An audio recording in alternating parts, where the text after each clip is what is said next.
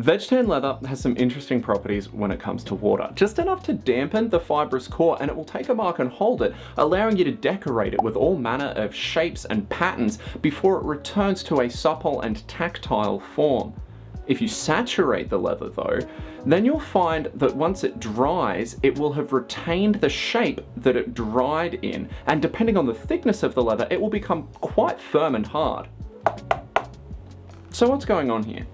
This process is referred to as wet forming, and I'm going to show you how to do it in 5 minutes or less. The processes that are happening in leather when we wet form it are physical and chemical. I'll spare you the TED talk about exactly what's happening, but Oni Crafts wrote a phenomenal, detailed guide to what's taking place when leather is hardened, which I'll link in the description. So what we're going to need is our veg-tan leather and a tub with enough lukewarm water to fully submerge it. I'll be wet forming a costrol or leather bottle, so I'm going to stuff it full of dried corn kernels in order to puff it up to shape.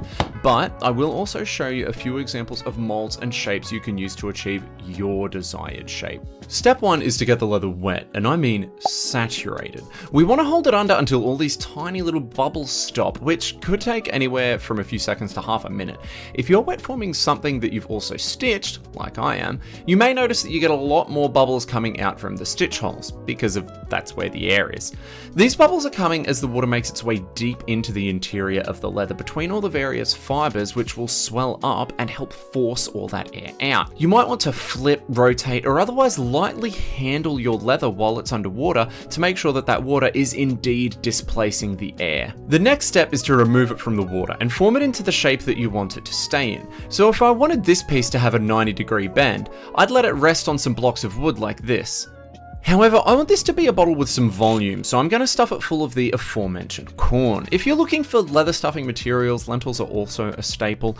So what I'm going to do is get a funnel, work it into the neck of my costrol, and then use a narrow wooden spoon or chopstick to persuade the kernels to dig a little bit deeper and more greedily. Once your piece has arrived at its final shape, simply wait for it to dry. Depending on the thickness of your leather, this can take a day or more, so set it up somewhere not in direct sunlight and go binge my other long form videos to fill the time. Thanks, don't mind if I do. What the fuck is a cos-tube hunter? Once the piece is completely dry, you'll notice the transformation immediately. It'll be rather stiff, definitely want to keep its new shape, and if you've made a vessel like me, you'll be able to use it as a makeshift instrument. See? Wait, no, it's still full of corn. If you've made a vessel like me, you'll need to empty out the ballast before using it as an instrument. See? And so you see, wet forming isn't really that intimidating, as long as you come prepared with the tools that I've shown here, or something similar, and as long as you bear a few things in mind, which I will run through now. This process works best on thicker leathers. A 1.5 to 2 mil thick leather like this mask will hold sharp edges well, like the flames here, but more gentle curves might not be so permanent.